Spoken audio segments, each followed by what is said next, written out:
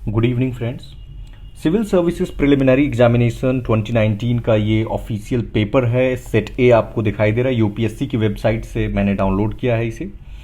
और हम यहाँ पे कुछ कॉम्प्रिहेंशन पे, एक बहुत ही ज़्यादा डिमांड थी लास्ट वीडियो जो मैंने अपलोड किया था, तो उसमें बहुत सारे लोगों ने कहा भी था कि कॉम्प्रिहेंशन पे आप एक वीडियो बनाइए। देखिए, कॉम्प्रिहेंशन में थोड़ा सा आपको डराना ज़रूरी है, क्योंकि लास्ट टाइम या उसके भी पीछे मैं देखता हूँ 2-3 सालों में UPSC has transformed itself a lot. पहले क्या होता था ना, अगर आप उसके पहले जाएंगे 2 साल पहले, तो सी सैट का पेपर उतना टफ नहीं होता था। मतलब आप इजीली बिना पढ़े भी जा करके कर सकते थे और आपके मार्क्स आ जाते थे। बट अब ऐसा नहीं रह गया है, तो जो लोग लाइटली ले रहे हैं, please do not do. I know many of my friends, many of students जो फेल हो गए थे और उनका जीएस में बिल्कुल अच्छे मार्क्स से वो क्लियर कर रहे थे, और उसके पीछे का सिर्फ रीजन यही था कि उन्होंने इसको लाइटली लिया, सीरियसली नहीं लिया। और यूपीएससी खासकर जब कॉम्प्रिहेंशन की बात आती है ना, बहुत ही क्लोज ऑप्शंस देता है, और वैसे ऑप्शंस में इलिमिनेट करना बहुत ही मुश्किल होता है। सो मैं यहाँ 4-5 क्वेश्चंस भी कराऊंगा, और साथ ही साथ कुछ टिप्स एंड ट्रिक्स जो मेरे कॉम्प्रिहेंशन के क्वेश्चन की बदौलत ही मेरे सी सैट के पेपर क्लियर हुए। तो मेरा मैथमेटिक्स वीक है, टू बी वेरी फ्रैंक, तो मैं उस सेक्शन पे I am not the right person to guide you. तो आप मुझसे लेकिन कॉम्प्रिहेंशन पे सीख सकते हैं कि आखिर क्या मैं करता हूं कि कॉम्प्रिहेंशन सही हो जाते हैं, और वही मैं आपको बताने वाला हूं कि इन्फेरेंस कैसे ड्रॉ करते हैं। जैसे UPSC mainly 2 kinds of question पूछता है, एक मुख्य विचार और दूसरा पूछता है कि एजम्पशंस क्या है, पूर्व धारणाएं क्या हैं। इन दोनों में आपको बहुत ही फाइन लाइन ऑफ डिफरेंस है, उसको भी हम समझेंगे, और क्या क्या कैसे एलिमिनेट करेंगे। कई बार तो आप यकीन नहीं करेंगे, कई बार ऐसे यहां मैं करके दिखाऊंगा आपको, कई बार आप बिना पैसेज को पढ़े हुए सिर्फ आप स्टेटमेंट्स को पढ़ के आइडिया लगा सकते हैं कि ये स्टेटमेंट गलत है। हम उसको लाइव यहीं पे देखेंगे, ठीक है। So I am Deepak and you are watching IAS PCS factory. आप सब्सक्राइब कर लीजिए अगर आप यूपीएससी की तैयारी कर रहे हैं, या फिर स्टेट पीएससी जैसे बीपीएससी या यूपी पीसीएस की तैयारी कर रहे हैं। तो यहाँ पे मैं आपको बेसिकली गाइड करूंगा डिफरेंट एस्पेक्ट्स पे कि कहाँ कहाँ गलतियां हो जाती हैं। So without wasting our time, पहले तो हम इन पे बात कर लेते हैं ताकि आपको क्लैरिटी आएगी जब हम क्वेश्चंस करेंगे। देखिए, सबसे पहला चीज है ना कि हिंदी और अंग्रेजी, जैसे आप देख पा रहे होंगे कि ऊपर हिंदी में दिया है और नीचे वही बात अंग्रेजी में दी गई है। रीड बोथ, दोनों को पढ़ना है, क्योंकि कई बार ना आप किसी भी मीडियम के हों, कई बार ऐसा होता है ना कि कुछ चीजें ट्रांसलेशन में मिसिंग हो जाती हैं, कई बार ऐसा होता है कि आप गलत इंटरप्रेट कर लेते हैं। So this is one of the most important task that please read in both. Second important thing is at least read twice, मतलब ट्वाइस रीडिंग तो करना ही करना है, और कम से कम 2 बार, हो सकता है आप 3 बार भी कर लें। मेरी समझ से ना शुरुआत के आप चाहें तो 1 घंटा केवल कॉम्प्रिहेंशन को दे सकते हैं, क्योंकि नॉर्मली मैं एवरेज एक मान के चल रहा हूं कि 25 क्वेश्चन कॉम्प्रिहेंशन से पूछे जाते हैं।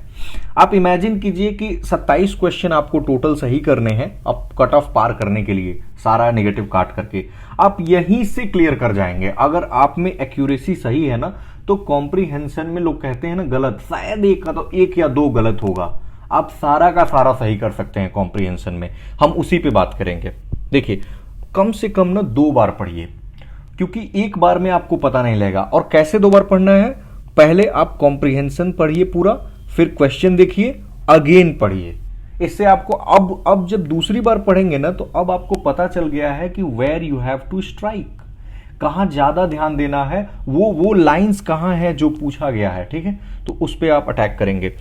ये इंपॉर्टेंट है, पूछा जाता है पूर्व धारणाएं क्या है किसी भी पैसेज में। आप जैसे यहाँ पे मैं आपको दिखाई देता हूं, देखिए यहाँ पे जैसे पूर्व धारणाएं कई जगह, यहाँ देखिए मुख्य विचार, तो इसी को मैं लिया हूं कि ऐसे बहुत सारे क्वेश्चंस होते हैं। अगेन यहाँ पे देखिए, तो पूर्व यहाँ भी देखिए। तो मैं यही कहना चाह रहा हूं कि ये बहुत ज़्यादा रिपीटेड मिलता है कि क्या क्या एजम्पशंस हैं। देखिए, जब भी एजम्पशन पूछे तो लोग गलती क्या कर देते हैं कि वो पैसेज में खोजने लगते हैं कि ये कहाँ लिखा हुआ है बात। आपको यूपीएससी क्या करता है कि एजम्पशन पूछ करके और पैसेज का ही स्टेटमेंट दे देगा, लाइक नंबर 1, नंबर 2। आपको लगेगा अरे पैसेज में तो ये बात मुझे दिखी, तुरंत आप सही कर देंगे कि हाँ ये सही है। ये नहीं पूछा जा रहा है कि पैसेज में एक्सप्लिसिटली क्या लिखा है, पूछा ये जा रहा है कि जब ऑथर ये बात लिख रहे थे तो उनके दिमाग में क्या चल रहा था। आप समझ पा रहे हैं? जैसे अगर मैं कोई स्टेटमेंट आपको दे रहा हूं तो मेरे दिमाग में क्या चल रहा है। अगर हम सी सैट पे बात कर रहे हैं तो हमारा लार्जर पिक्चर क्या है, लार्जर पिक्चर पे हमेशा ध्यान देना है। तो मन में ये चल रहा है ना कि सी सैट में बहुत सारे लोग फेल हो जाते हैं, इसलिए हमें सी सैट की एक स्ट्रेटजी बनानी है। मैं जो सारी बातें बता रहा हूं आपको, क्यों बता रहा हूं? क्योंकि पीछे मेरा एजम्पशन ये है कि सी सैट में बहुत सारे लोग फेल हो जाते हैं, रीजन बीइंग वो सीरियसली नहीं लेते हैं। तो मेरा एजम्पशन आप समझ गए, मेरा एजम्पशन ये है कि बहुत सारे लोग फेल हो रहे हैं और तभी मैं ये सारी बातें कर रहा हूं। तो ये जो सारी बातें मैं कर रहा हूं, ये बातें पूरी पैराग्राफ की है और जो मैं एज्यूम किया हूं कि लोग फेल होते हैं उसी पे आपको टिक लगाना है। ठीक है, आप समझ गए होंगे कि कभी भी एक्सप्लिसिटली जो लिखा गया उस पर सिर्फ नहीं ध्यान दीजिए, उसको पढ़ के अब पीछे जाइए कि मन में क्या चल रहा था लिखते टाइम। ठीक है, अब आइए इन्फेरेंस कि मुख्य विचार पूछा जाता है, मतलब मेजॉरिटी ऑफ द क्वेश्चंस में अजम्पशंस और मुख्य विचार ही पूछे जाएंगे। इनमें 3 बातों का आप विशेष कर ध्यान रखेंगे। नंबर 1 कि नॉट एक्सप्लिसिटली गिवन। मुख्य विचार कभी भी, अगर आप ये सोच रहे हैं कि ये पूरा मान लीजिए कि पैसेज है और इसी में से कोई एक लाइन दिखा और स्टेटमेंट वही दिखा ABCD मान लीजिए, तो C नंबर यहां दिखा, B यहां दिखा और आपको लगा कि अरे B दिखा यहां पे या C दिखा और उसको आपने कर दिया कि हाँ यही मुख्य विचार है। बिल्कुल गलत हो जाएगा। मुख्य विचार कभी भी एक्सप्लिसिटली नहीं दिया जाएगा। मैं उसको एग्जाम्पल के माध्यम से अभी बताता हूं। देखिए, मुख्य विचार का मतलब होता है ना कि जो पूरा पैसेज आपने पढ़ा, या इमेजिन कीजिए कि आपके फ्रेंड ने आकर के एक कहानी सुना दी। अब एक लाइन में आपको कहानी बतानी है कि पूरा पढ़ने के बाद आप निष्कर्ष पे क्या पहुंचे, what is your conclusion now after hearing the entire story. वो होता है मुख्य विचार। जैसे मैंने एक एग्जाम्पल मैं खुद सोच रहा था कि मुख्य विचार को कैसे डेली लाइफ से हम कनेक्ट करें। आप यूपीएससी दे रहे हैं तो मैंने सोचा कि जैसे मान लीजिए कि एक पैराग्राफ मैं आपको देता हूं, उस पैराग्राफ में मैं कहता हूं कि यूपीएससी में क्या है ना कि जो एप्लीकेशन के प्रोसेस हैं वो बहुत ही फेयर है। यूपीएससी किसी भी कैंडिडेट्स के साथ किसी भी तरह का भेदभाव नहीं करती है और सारे कैंडिडेट्स को इक्वल अपॉर्चुनिटी देती है। यूपीएससी के पेपर लीक नहीं, एक जस्ट ये पैराग्राफ है, आप ध्यान से सुनिए। यूपीएससी के पेपर लीक नहीं होते हैं। यूपीएससी अपने एग्जामिनेशंस में बहुत उसमें कोई गलतियां नहीं करती है, किसी कैंडिडेट को फेवर नहीं करती है, किसी को डिसफेवर नहीं करती है। मतलब after reading the entire story you must, अगर मैं पूछूं कि व्हाट इज योर, अब हम इसका मुख्य विचार क्या है, what is the inference now about you this paragraph that is written about UPSC, तो मैं ये कहूंगा मुख्य विचार ये है कि यूपीएससी इंटीग्रिटी मेंटेन कर रहा है, या आप कह सकते हैं, वैसे फाइन लाइन ऑफ डिफरेंस है ऑनेस्टी इंटीग्रिटी में, बट यहां हम एथिक्स का पेपर नहीं कर रहे हैं। सो आप समझने के लिए ये समझ सकते हैं कि यूपीएससी में ऑनेस्टी या इंटीग्रिटी हाई है। आप समझ रहे हैं? तो ये ऐसे आपको 1 लाइन में या 1 वर्ड में अगर आप निकाल पा रहे हैं, जैसे एजम्पशंस और इन्फेरेंस में एक अंतर है। एजम्पशन लिखने के पहले का है कि जब ऑथर लिख रहे थे तो उनके दिमाग में क्या चल रहा था, और ये है ऑथर के लिखने के बाद का।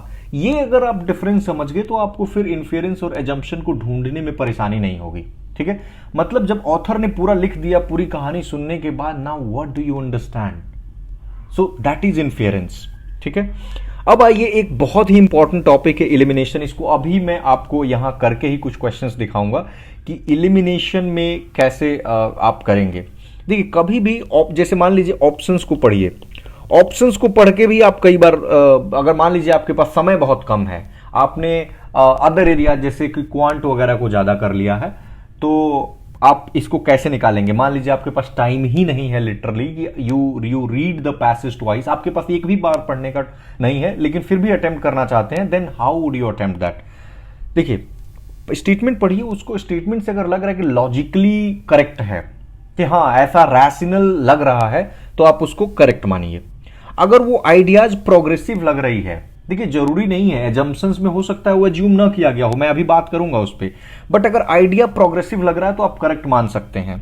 डिजायरेबल है, सोसाइटी के लिए लग रहा है कि यार ऐसा होना चाहिए, तो आप उसको करेक्ट मान सकते हैं। अगर एक्सट्रीम वर्ड्स हैं तो इसको आप गलत मानेंगे। जैसे मान लीजिए कि कह दे ओनली, ऊपर एग्जाम्पल में हम समझेंगे यूपीएससी के क्वेश्चंस के माध्यम से ही, अगर ओनली दे दे या कह दे कि यही एक सबसे अच्छा तरीका है, जब भी नैरो डाउन कर देना आपकी चॉइसेस को, तो समझिए कि वो उसकी सही होने की प्रोबेबिलिटी बहुत कम है। अगर नॉट दे दे कि ऐसा नहीं होगा, तो नॉर्मली सही वाले को गलत करने के लिए ना ये लोग नॉट दे देते हैं, तो वैसी सिचुएशंस में भी गलत होगा। यानी ये दोनों स्टेटमेंट गलत हैं और ये दोनों तीनों स्टेटमेंट सही हैं। देखिए पूरा स्केच हमने तैयार कर लिया है। अब इसी स्केच को आप ध्यान में रखेंगे, दोनों में पढ़ना है, 2 बार पढ़ना है। एजम्पशंस और इन्फियरेंस में आपको डिफरेंस समझना है। एलिमिनेशन के 5 मेथड्स हैं, इस पे हमने बात कर लिया है। अब आइए यूपीएससी के शुरुआत के ही कुछ क्वेश्चंस हम देख लेते हैं। मैंने आपको अंडरलाइन कर दिया है ताकि यहां पढ़ने में टाइम नहीं लगे और ज्यादा से ज्यादा बातों को आप कम से कम समय में कर लें। ठीक है, ये चलिए हम शुरू करते हैं। यहां पे जैसे हिंदी में लिखा हुआ है, देखिए क्वेश्चंस हम पढ़ देते हैं डायरेक्ट। यहां पे क्या पूछा, इन्फियरेंस पूछा है कि मुख्य विचार क्या है। अब हम देखिए यहां पे थोड़ा सा मैंने आपको ना अंडरलाइन कर लेना है। जब भी आप पैसेज को पढ़ेंगे तो हल्का सा 2-4 वर्ड या 1-2 लाइन अंडरलाइन कीजिए जहां आपको लगता है कि एकदम ही मूल बात दी हुई है। जैसे मैंने यहां अंडरलाइन किया है, तो मुझे इसमें मूल बात ये लगी है ना कि जो अस्पृश्यता है, तो देखिए ये इसकी 2 कारण हैं जिसके चलते इसमें सुधार नहीं हो रहा है। फिर हम देखते हैं ऑप्शंस के साथ देखते हैं। ऑप्शन ए में कह रहा है कि भारत में अस्पृश्यता को राजनीतिक सिद्धांतकारों ने गंभीरता से नहीं लिया है। पहले ही में कह रहा है कि गंभीरता से लेना चाहिए, इसका मतलब ये नहीं है कि गंभीरता से लिया नहीं है। ये दोनों statements, there is fine line of difference between the two. और ऐसा आप लॉजिकली भी सोचिए ना, मैंने कहा ना एलिमिनेशन में लॉजिक लगाते हैं, तो लॉजिकली भी गलत है। क्या ऐसा है क्या कि राजनीतिक जो भी सिद्धांत, जो भी पॉलिटिकल थ्योरी को लिखते हैं, उन्होंने अनटचेबिलिटी को छोड़ दिया होगा? आप लॉजिकली सोचिए ना, पैसेज को हटा दीजिए, पैसेज भूल जाइए अभी, ये मुझे ऐसे ही आपको गलत लगेगा। अच्छा, दूसरा देखिए, ऐतिहासिक अन्याय किसी भी समाज में अपरिहार्य है और सुधार से सदैव परे है। आप इंग्लिश में देखिए, historical injustice is inevitable in any society, यहां तक तो ठीक है, but and is always beyond repair. मतलब हमेशा, ये तो एक्सट्रीम स्टेटमेंट है ना कि वो सुधार हो ही नहीं सकता है, यानी आपने चॉइस ही खत्म कर दी। तो मैं कहूंगा ये भी गलत, ये भी गलत। हाँ, अब इन 2 में आकर के आपको थोड़ा सा कंफ्यूजन होगा, तो हम देखिए कैसे निकालेंगे। जैसे ये कहा है कि social discrimination and deprivation have their roots in bad economies, कि जो सोशल डिप्रिवेशन हो रहा है उसका जो जड़ है वो बैड इकोनॉमी में है। लास्ट पढ़ी, it is difficult if not impossible, यहां नॉट का मतलब पॉजिटिव सेंस में है, आप सेंस पे भी ध्यान देंगे। इफ नॉट इम्पॉसिबल लिखा है, it is difficult if not impossible to repair every manifestation of historical injustice. आप हिंदी में पढ़ लीजिए, ऐतिहासिक अन्याय की प्रत्येक अभिव्यक्ति का सुधार करना यदि असंभव नहीं तो कठिन अवश्य है। इसमें किसको आपत्ति हो सकती है कि जो भी हमारे देश में अनटचेबिलिटी वगैरह प्रैक्टिस की जाती है उसमें काफी डिफिकल्टीज हैं। इन 2 में आपको कंफ्यूजन होगा, तो इसका आंसर कहां से मिल जाएगा कि पूरी बात ही इसी पे लिखी गई है। ये टोटल अगर बात आप पढ़ेंगे ना तो ये सारा का सारा इसी पे खेल है। ये तो सिर्फ ये स्टेटमेंट गलत नहीं है, ये स्टेटमेंट सही है, बट ये मुख्य बात नहीं है। ये 1 स्टेटमेंट करेक्ट हो सकता है, अगर देता ना कि कौन कौन सा करेक्ट है तो ये करेक्ट हो सकता था, बट हम बात कर रहे हैं which is the inference that you are drawing, what is the inference. ठीक है, तो D is the correct answer. ठीक है, दूसरा नंबर इसमें आप देखिए इसी पे पैसेज पे है कि अब इसमें एजम्पशंस पूछा है, पूर्व धारणाएं। ये कह रहा है कि आर्थिक भेदभाव मिटा देने से सामाजिक भेदभाव मिटता है। आप सब कुछ भूल जाइए, सिर्फ इतना देखिए कि क्या अगर आर्थिक भेदभाव मिटा दें तो ये जरूरी है कि सामाजिक भेदभाव मिट जाएगा। मतलब अगर कोई पैसा किसी के पास आ गया तो उसके साथ अनटचेबिलिटी नहीं प्रैक्टिस की जाएगी, ये कौन गारंटी देगा? This statement is wrong. दूसरा देखिए, लोकतांत्रिक राज व्यवस्था ऐतिहासिक अपकारों के सुधार का सबसे अच्छा मार्ग है। ये सबसे अच्छा मार्ग, आई मीन अभी तक इस पे एक कॉन्सेंसस नहीं बिल्ड हुआ है कि which system is the best system. आप यहां अंग्रेजी में थोड़ा सा देखिए, ये रहा, democratic polity is the best way to repair historical wrongs. अगर ये कहता ना कि it is a good way तो ये सही हो जाता, बट ये कह रहा है बेस्ट वे, गलत हो जाएगा। मतलब आप इन दोनों सवालों, यानी कि option D neither 1 nor 2 is correct. मतलब इन दोनों ही स्टेटमेंट में आपने देखा एक पहले वाले में गारंटी नहीं है, दूसरे वाले में बिल्कुल ही एक्सट्रीम जा रहा है, कोई कंसेंसस ही नहीं बिल्ड हुआ है ऐसा। आप सेकंड पैसेज देखिए परिच्छेद 2, इसमें मैंने कुछ इंपॉर्टेंट चीजों को हाईलाइट किया है। अब देखिए इसमें कह रहा है कि हम केवल स्टेटमेंट्स पढ़ रहे हैं और इसी से देखिए कैसे एलिमिनेट हो रहा है। सुशिक्षित व्यक्तियों से रहित समाज आधुनिक समाज में रूपांतरित नहीं हो सकता।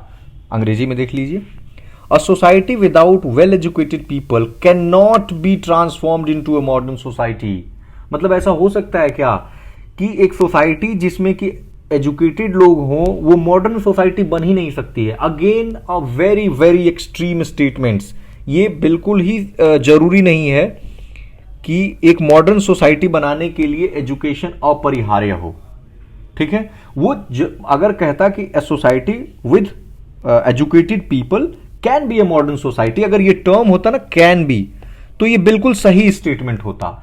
इसीलिए मैं कह रहा हूं कि आप वर्ड्स पे बिल्कुल ध्यान देंगे। ये कह रहा है कैन नॉट बी, मतलब हो ही नहीं सकता, आपके पास चॉइसेस ही नहीं छोड़ रहा है। दूसरा देखिए, without acquiring culture a persons education is not complete. अब देखिए यहां पे एक एक्सेप्शन आएगा। हमने देखा था कि नॉट वाले मेनली गलत हो रहे हैं, बट यहां पे आपको थोड़ा पैसेज पढ़ना पड़ेगा और पैसेज में ही चूंकि ये बात दी हुई है तो सबसे पहले जब आप प्रायोरिटी देंगे ना तो पैसेज को प्रायोरिटी देंगे कि उसके आधार पे आप इन्फेरेंस और एजम्पशन निकालेंगे। और अगर पैसेज से नहीं पता लग रहा है तब आप कोई भी लॉजिक लगाएंगे, ठीक है। तो यहां पे देखिए ये क्लियरली बात मेंशन्ड है, तो इसकी यही बात लिखा हुआ है तो हम इसको सही मान के चलेंगे, ठीक है। अगर नहीं लिखा होता तो हम इसे गलत मान लेते। इसके अलावा और भी हम कुछ क्वेश्चंस देख सकते हैं, जैसे आप देखिए ये एक और क्वेश्चन पैसेज नंबर 4 देख लीजिए। इसमें इनइक्वालिटी के बारे में बताया गया है।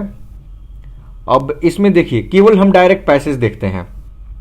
लिखा है कि डायरेक्ट ऑप्शंस देखते हैं, economic power is the only reason for the existence of inequality in society.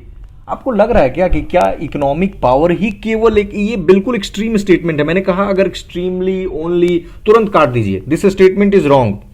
ये स्टेटमेंट रॉन्ग करने से आपको उत्तर मिल गया 3 ओनली, पढ़ना ही नहीं है।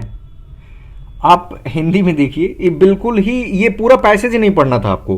किसी समाज में असमानता के होने के लिए आर्थिक शक्ति ही एकमात्र कारण है। मतलब आपको लगता है कि असमानता सिर्फ आर्थिक शक्ति से होती है? जेंडर के आधार पे कई आधार हैं असमानता के, जाति के आधार पे, धर्म के आधार पे, और जैसे ही आपने इसको गलत काटा आपको उत्तर मिल गया। ऐसे समय बचाना है आपको। हालांकि मैं तब भी कहूंगा कि आप एक बार इसको जरूर रीड करेंगे। आपको उत्तर यहीं से मिल गया, मतलब देखा कितना जल्दी एलिमिनेशन ऑप्शन काम किया। अच्छा, इस पे मैं कहूंगा ना कि कैसे आप लोग प्रोसीड करेंगे। मेरा सजेशन आप मानिए, सबसे पहले ना आप क्वांट के सवाल को करेंगे, क्वांटिटेटिव एप्टीट्यूड जिसे आप मैथमेटिक्स कहते हैं। दूसरा नंबर पे आप रीजनिंग के सवालों को करेंगे, इसमें डीआई वगैरह सब इंक्लूडेड है।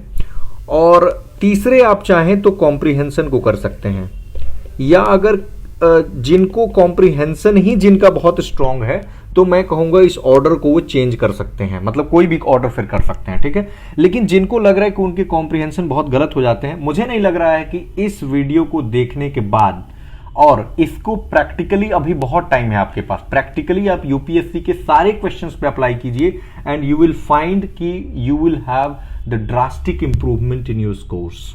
आपका कॉम्प्रिहेंशन फिर नहीं गलत होगा।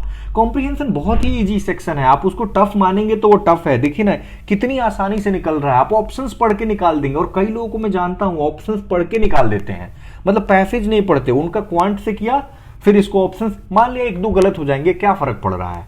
आपका समय तो बच गया ना पूरा का पूरा 1 घंटा, मतलब 20 मिनट में लोग कर देते हैं। बट आई वुड सजेस्ट कि डू नॉट डू दैट। एक बार तो कम से कम रीड करें अगर नहीं भी टाइम है तो, ठीक है, क्योंकि फिर गड़बड़ हो सकता है। और जो लोग सीसैट नहीं पास होंगे ना, मैं सीसैट पे 1-2 और लेक्चर कोशिश करूंगा कि इसमें अरेंज किया जाए कि क्या क्या ऐसे मिस्टेक्स हैं जहां पे लोग करते हैं। और कल के वीडियो में कुछ लोग, जैसे मैंने PT 365 को लेके वीडियो बनाया था, तो 2-3 क्वेरीज मुझे कमेंट सेक्शन में दिखा। एक आप लोगों से रिक्वेस्ट है कि आप लोग प्लीज कोई भी अगर कमेंट करता है तो आप उनके कमेंट्स का, आप लोगों को भी तो जानकारी है ना, आप मेरा वेट नहीं करें, आप खुद एक व्यक्ति अगर एक व्यक्ति का भी रिप्लाई कर देंगे ना तो उनके लिए वो सफिशियंट है, मतलब सबका रिप्लाई हो जाएगा। दूसरी चीज, लोग पूछ रहे थे कि कहां से हम इसको डाउनलोड कर सकते हैं। आप सीधे गूगल में जाकर के विजन IAS ऐसे लिखिए, विजन IAS PT 365 2021 भी ऐसे कर दीजिए, लिख दीजिए, ठीक है, वो सबसे पहला पेज खुल के आ जाएगा, उसमें आप डाउनलोड कर सकते हैं। अच्छा, तीसरी चीज पूछ रहे थे कि क्या BPSC या फिर UP PCS के लिए ये कारगर हो सकता है। देखिए, इतना डिटेल में वहां पे क्वेश्चन नहीं आता है, बट अगर आप जो हाईलाइटेड पोर्शन है ना, यानी कि जो डार्क पोर्शन है, अगर आप उसको जस्ट पढ़ लेते हैं, जस्ट एक गो थ्रू, तो घाटा तो नहीं करेगा, इतना मुझे पता है। मतलब अब मेरा क्या सजेशन होगा, वहां पे ना वन लाइनर क्वेश्चन ज्यादा आते हैं, बट UP PCS में थोड़ा ट्रेंड बदल रहा है, तो अगर आपके पास टाइम है तो मैं कहूंगा हल्का सा गो थ्रू कर जाइए, उसमें कोई दिक्कत नहीं है।